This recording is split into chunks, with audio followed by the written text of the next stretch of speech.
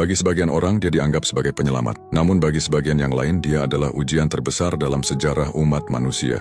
3 tahun telah berlalu sejak langit berhenti menurunkan hujan, sungai dan danau mengering, tanaman gagal tumbuh, dan hewan ternak mati karena kelaparan. Manusia mulai menghemat air dan bahan pangan. Kita kehilangan kendali. Pemerintah di banyak negara kesulitan mengelola krisis. Harga pangan melonjak, konflik muncul di berbagai tempat, dan harapan perlahan memudar. Situasi global menjadi tidak stabil. Kerusuhan pecah karena perebutan sumber daya. Dunia seakan berjalan tanpa arah. Di tengah semua kekacauan itu, datanglah seorang pria yang tidak dikenal. Ia datang dari wilayah Khurasan. Dengan suara lantang ia berkata, "Ana Rabbukum, aku adalah Tuhan kalian." Ia memulai perjalanannya menuju wilayah Syam dan Irak, dan di sanalah ia mulai menyebarkan fitnahnya secara terbuka. Sebagian orang melihat tanda di dahinya, sebagian yang lain tidak. Dajjal, dialah Dajjal.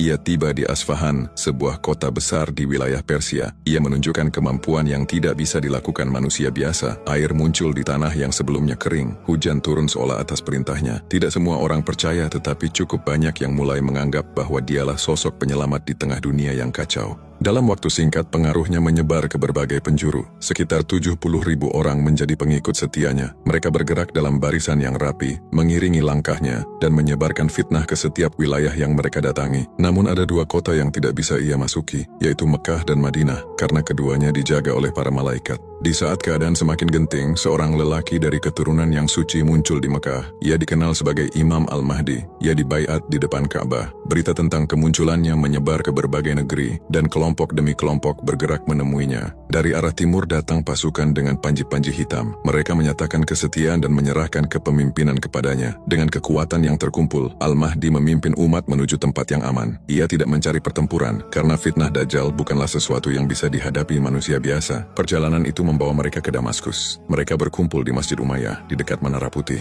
Pada waktu subuh, saat sholat akan dimulai, langit di atas menara itu memancarkan cahaya. Cahaya itu turun perlahan, membawa Nabi Isa alaihissalam kembali ke bumi. Nabi Isa masuk ke dalam masjid. Al-Mahdi mempersilahkannya menjadi imam, namun Nabi Isa memberi isyarat agar Al-Mahdi tetap memimpin sholat. Sejak saat itu, Nabi Isa menjadi pemimpin dalam menghadapi Dajjal. Dajjal mengetahui bahwa Nabi Isa telah kembali. Ia tidak lagi bisa bergerak bebas dan mencoba melarikan diri. Al-Mahdi dan Nabi Isa bergerak ke arah barat. Pengejaran itu berakhir di sebuah tempat bernama Bab Lud. Di sanalah mereka berhadapan. Dajjal mencoba kabur, namun dengan izin Allah, Nabi Isa mengejarnya dan mengakhiri fitnah terbesar dalam sejarah umat manusia. Setelah Dajjal binasa, para pengikutnya tercerai-berai. Wilayah yang sebelumnya kacau perlahan kembali tenang. Nabi Isa dan Al-Mahdi memimpin manusia membangun kembali kehidupan, menegakkan keadilan, dan memulihkan ketertiban di bumi. Setelah fitnah terbesar itu berlalu, akan datang ujian berikutnya. Saat tembok besi di antara 2 gunung akhirnya runtuh.